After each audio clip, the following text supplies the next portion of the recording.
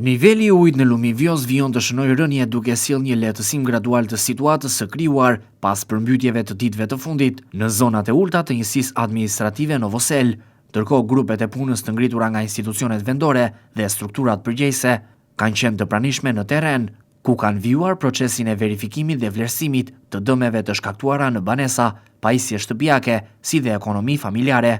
Burime zyrtare bëjnë me dije për televizionin 6+ Vlora se nga verifikimet paraprake të kryera deri më tani, janë konstatuar dëme materiale në disa banesa të fshatrave të prekur.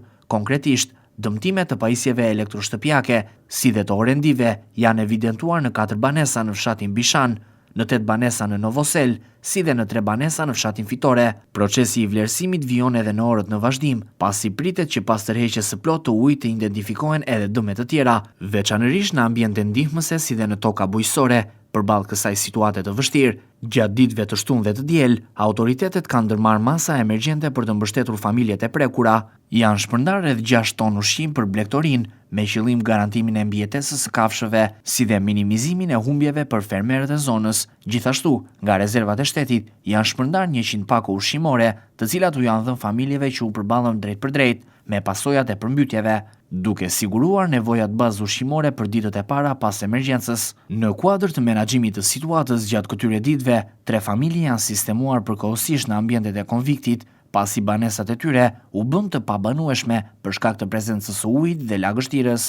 Familjet i përkasin komunitetit rom dhe u strehuan në kushte të sigurta, ku ju ofruan ndihmë ushqimore dhe mbështetje sociale. Sipas burimeve zyrtare këtë të hënë, këto familje kanë lënë ambientet e konviktit dhe janë rikthyer në banesat e tyre në Novosel, pasi situata është parashikuar me stabilizuar dhe uji është tërhequr pothuajse plotësisht nga zonat e banuara. Nga ana tjetër, mësohet se Bashkia e Vlorës ka ndërmarrë edhe masa sociale për të ndihmuar familjet e dëmtuara në rimëkëmbjen ekonomike.